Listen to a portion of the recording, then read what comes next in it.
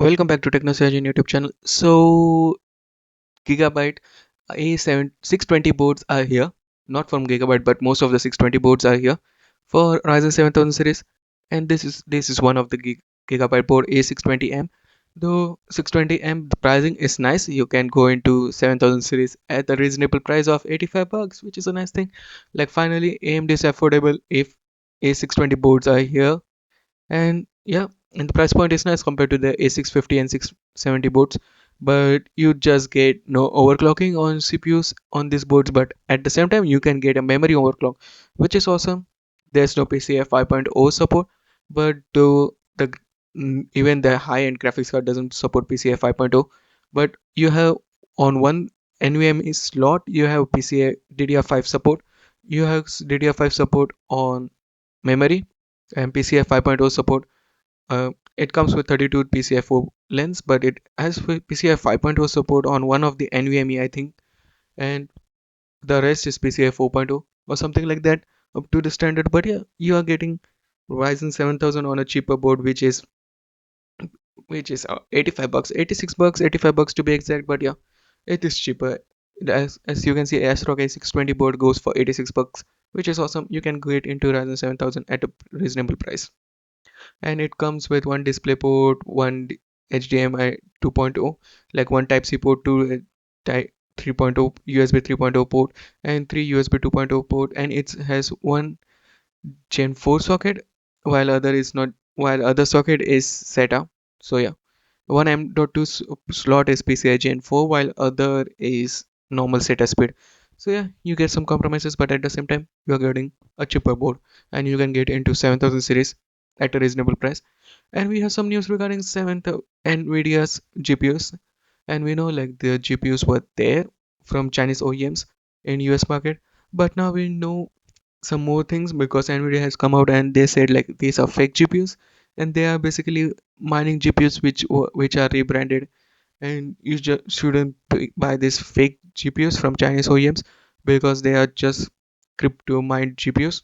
And we know what those GPUs are. We already saw videos where they are using these GPUs and rebranding it, rehashing it, making new modules, putting some new models, and selling it again because of the crypto crash.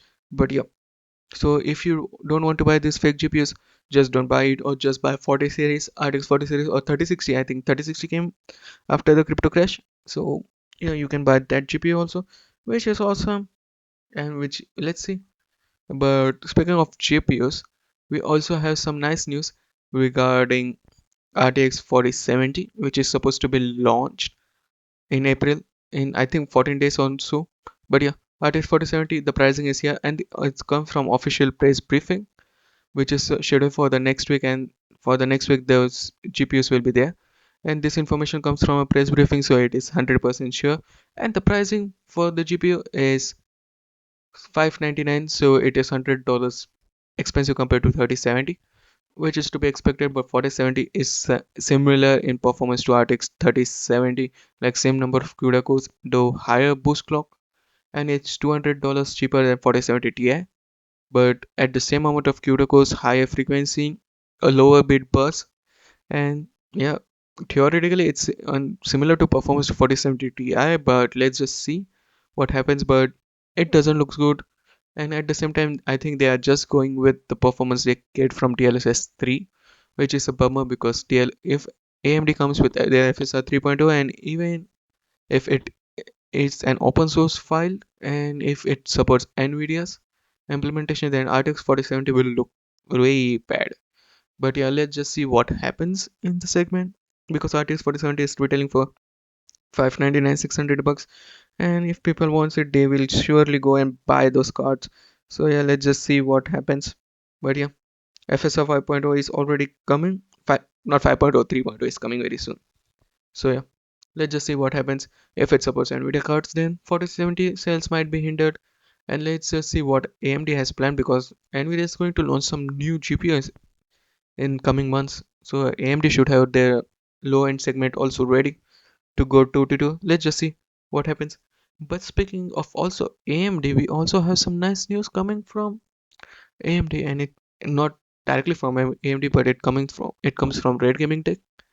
and it's nice because it goes over Ryzen 8000 specs Zen 5, and it will be based on TSMC's 4 nanometer for desktop and some other things like APUs. So it is going to come with 4 nanometer for Zen 5, which is nice, and 3 nanometer for server CPUs.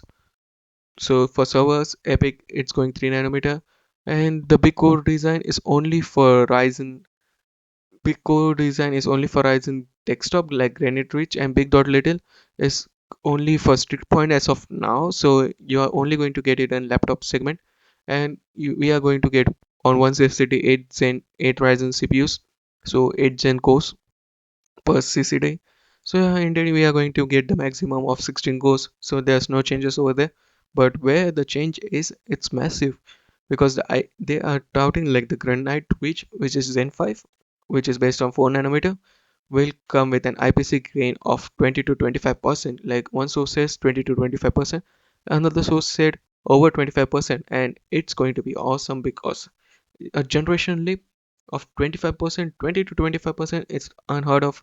And we know from the gigabyte statement that it is going to be coming this year, and if it comes this year, then it will be a serious competition to Intel, because so if the successor comes this year, it's going to be serious competition to Intel, because Intel just goes on GPU clocks and their big dot little design.